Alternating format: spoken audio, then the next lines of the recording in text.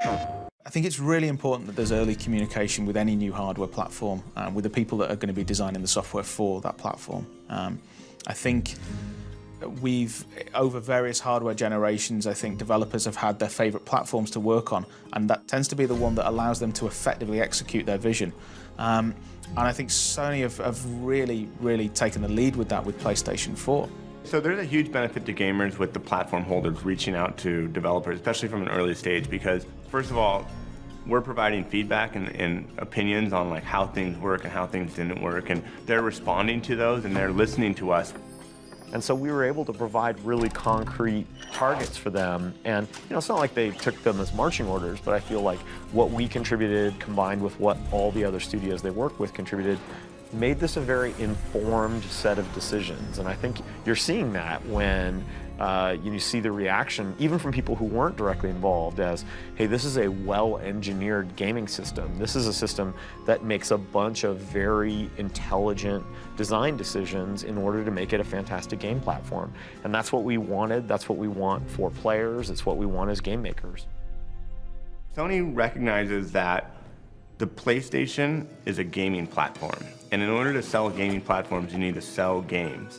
And that's very important, and not everybody gets that. A lot of people see gaming platforms as like home media, entertainment. Yes, they do have all this other additional functionality, but the people who go out there and buy those platforms initially are the gamers. And those people are the people who, provide word of mouth of like, yes, you should buy this because it's awesome. The fact that we've got these incredible graphics, we've got the very easy-to-use online connectivity, it just generally creates a world for the player.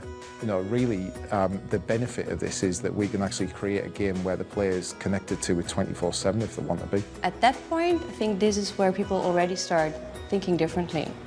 And you know that the boundaries that you've sort of gotten used to, for a moment, those boundaries, they just disappear. And it's all about finding out how far you can push your vision, that you can really go all out and think outside of the box. I think that's something very, very powerful. It's that kind of blurring the lines between imagination and reality, if you like. That's what excites me. So as technology progresses, we've got the PlayStation 4 now, we can make that line between imagination and reality even more blurry. You get a controller and you get close to the TV and you get that tunnel vision, and all of a sudden you're like, I'm there. And that's what we're aiming for.